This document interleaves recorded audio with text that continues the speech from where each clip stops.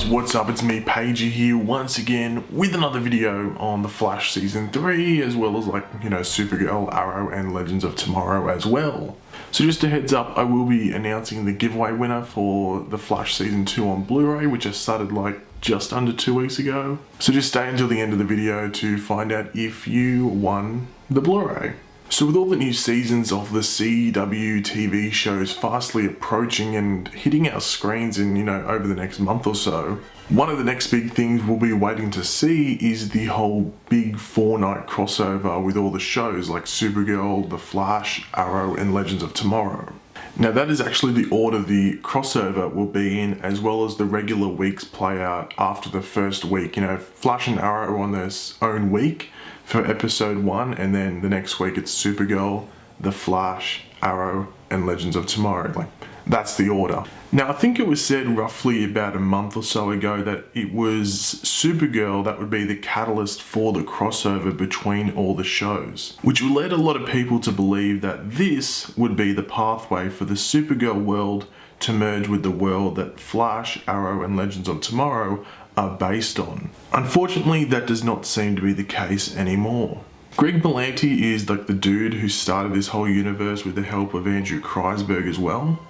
And in an interview recently, he suggested that Supergirl, as in the show, will play a limited role in the crossover, while also suggesting that The Flash, Arrow, and Legends of Tomorrow will be the actual crossover story chapters. So this is actually what Greg Berlanti said, but to go through it, we're going to have to put on the quote glasses. It's a new thing I'm bringing to the channel. Whenever we read a quote from someone, we'll chuck on the quote glasses. I don't wear glasses, they've got holes through them. Yeah, just ignore it. So this is what he was quoted in saying. He said, "You are really trying to run a single production across 3 different productions, but they're run as 3 separate entities. We have to figure out when we're borrowing one actor from where. We're telling one cohesive story. Supergirl will participate, but the storyline doesn't actively begin there. There are some characters who show up in her episode, but the story begins with the Flash episode and goes to Arrow and then Legends of Tomorrow." Quote glasses off. There is more that he said, and I'll go over it in a second. I just want to quickly go over this first portion and just go over some of the points that he makes. So what we are seeing here from this first portion is something that I think most of us knew was going to happen. The difficulty of getting 4 shows to do a crossover over 4 episodes during the same week. Actors and producers from The Flash and Arrow have said that even the crossovers they have done in the past 2 seasons are very, very difficult to get done. And that's why we don't see 3, 4, or 5 crossovers between the 2 shows per season. And as I said, that's only 2 shows, so imagine having to do that with 4 shows. There is no need to worry though, in my opinion. This big crossover will still happen. They will probably just speed up filming of the previous and next episodes of each show after the crossover to allow that extra time to film the crossover episodes. The other thing to take from this first passage is that some characters from the other shows will show up in the Supergirl episode of the crossover week. My bet is that one will obviously be the Flash or Barry Allen. In regards to other characters, I would have to put Oliver Queen or the Green Arrow up there, as well as Cisco. There could possibly be a member of the Legends of Tomorrow team to pop up as well, but I think Barry and Ollie will be the main people, with Cisco being there due to his abilities to, meddle with the multiverse. But to sum it up for this first part of the interview, Supergirl will be a part of the crossover. However, the show of Supergirl won't be involved in the multi-episode, multi-show story, if you know what I mean. Now let's move on to the second part of this interview. Quote glasses back on.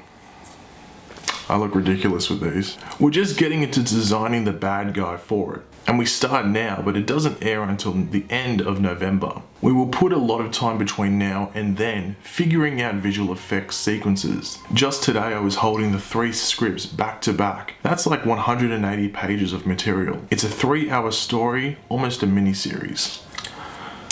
That's the end of these for this video.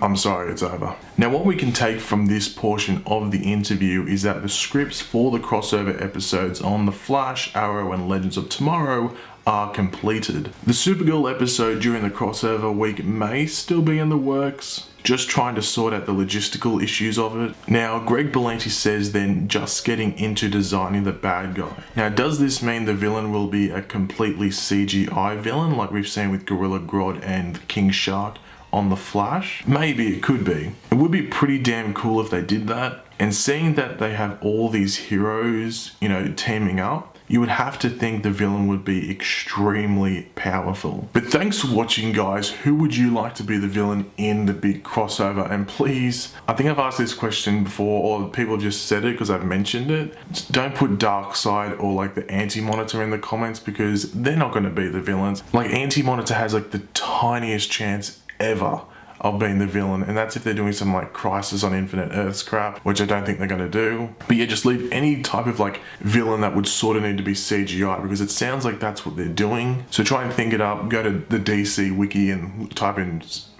like really big villains or something like that need to be CGI, and I know, leave them in the comments. Now we'll get into the giveaway winner for the giveaway I started about 2 weeks ago. As I said, it is for The Flash Season 2 on Blu-ray. The winner is actually Shane Hutch, and this is like what he said. So just check your YouTube inbox, Shane, and there should be a message from me. If there isn't, hit me up on Twitter. I know the YouTube inbox can be a bit weird, so if you have Twitter, hit me up. That link will be in the description for that. But thanks for watching, guys. As I said before, leave any comments. Who do you think is going to be the villain? If you enjoyed the video, make sure to leave a like and subscribe if you're new. I'll catch you later, guys, and goodbye. I'll wear the quote glasses one last time to finish the video off. Okay. I'll do some, yeah, okay, that's it. Goodbye.